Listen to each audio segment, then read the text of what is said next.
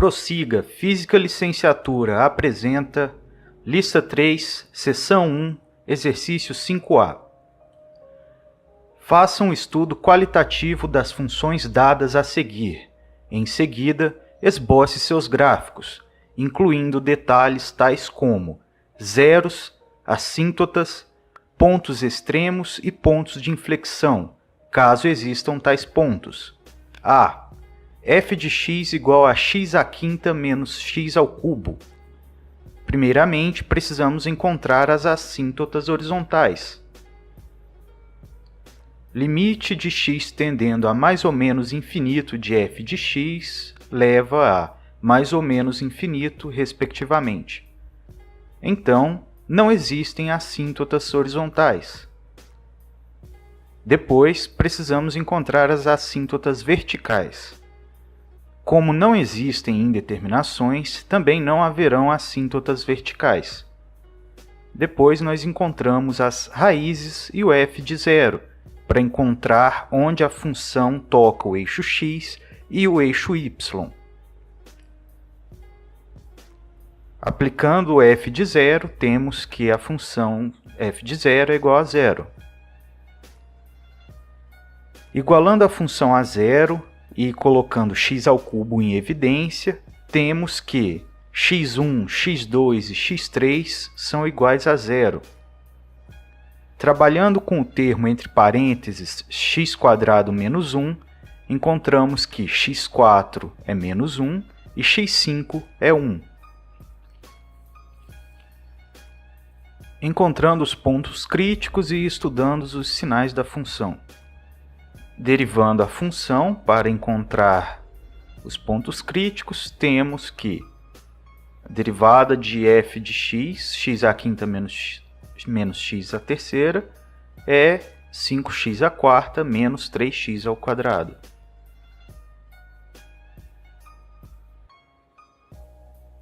Igualando essa função a zero para encontrar os pontos críticos, podemos colocar o x ao quadrado em evidência, daí encontramos as duas primeiras raízes, x1 e x2, que serão o ponto crítico 1 igual a zero.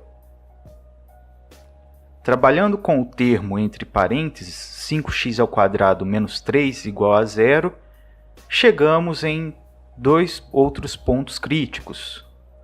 C2, que é igual a menos raiz de 3 sobre 5, e C3, que é igual a raiz de 3/5.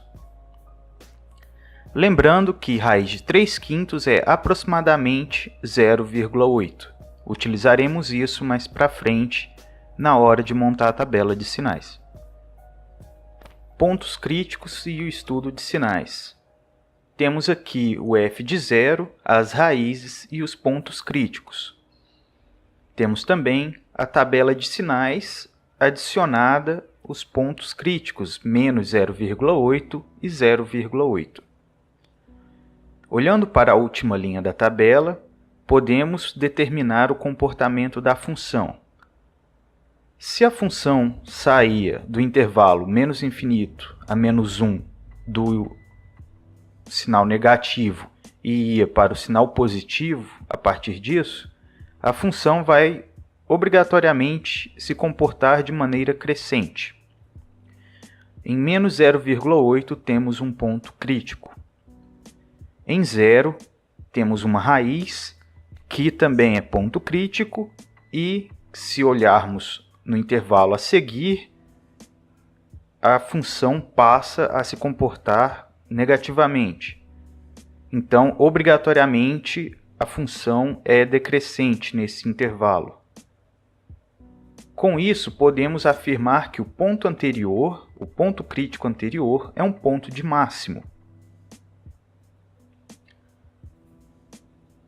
No ponto 0,8 temos outro ponto crítico e no ponto 1 podemos observar que a função sai do sinal negativo e passa para o sinal positivo.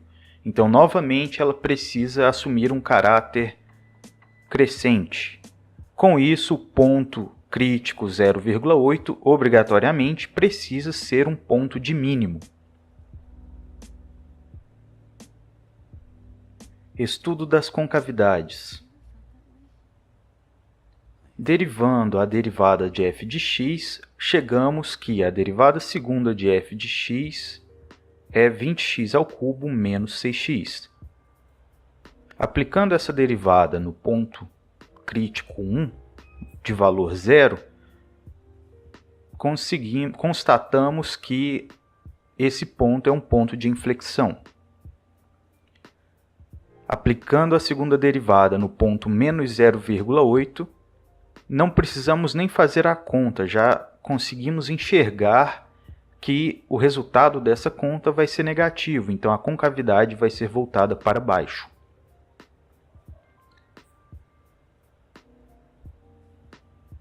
Aplicando a segunda derivada no ponto 0,8, percebemos que o resultado desse ponto vai ser positivo, então a concavidade é voltada para cima.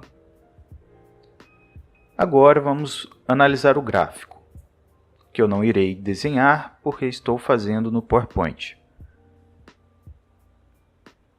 Temos aqui a última linha da tabela do slide anterior. E temos também um gráfico do GeoGebra.